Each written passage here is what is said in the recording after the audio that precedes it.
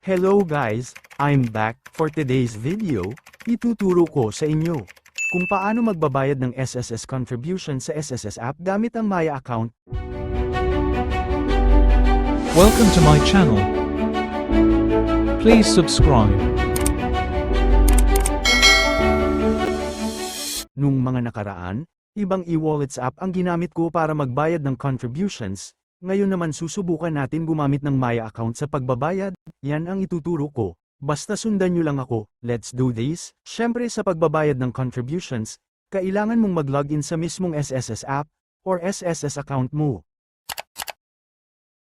At kung nakalogin ka na, sa homepage, click mo lang ang PRN sa bandang kanan ng screen, pero bago yan, check muna natin yung last posted contributions ko. As you can see, ang nabayaran ko last time ay hanggang March 2025, dahil quarterly ako magbayad, ang babayaran ko ay mga buwan ng April, May, at June.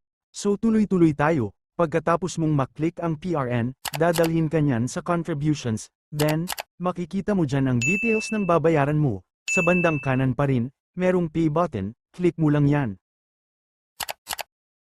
Then, lalabas ang confirmation, click mo ang yes, tapos, dadalhin ka niyan sa payment options, piliin at i-click mo lang ang Maya account.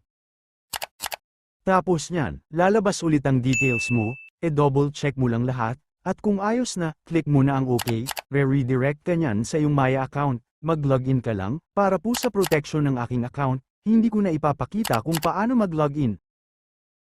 At kung naka-open na ang iyong Maya, another payment details ang lalabas para lamang ma-check mo kung tama lahat ng detalye. Kung tama na, click continue.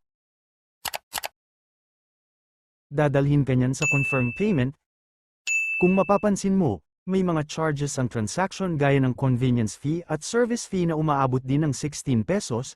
At kung ready ka na to pay, click mo na ang pay now. Then, wait ka lang ng ilang second hanggang sa maging payment successful ka na, magtitext sa iyo ang Maya tungkol sa payment mo. At syempre don't forget to screenshot para may kopya ka ng transaction mo. Para ma-check kung nag-post na ang payment, bumalik tayo sa ating SSS app. Sa last posted contributions, makikita na, agad-agad na nag-post sa system ang aking payment, para sa buwan ng April, May, at June, at yun na. That's it for now. Sana ay may na-share ako. Salamat. Please subscribe for more. Kaya naman hanggang dito na lang. Hanggang sa muli. Bye-bye.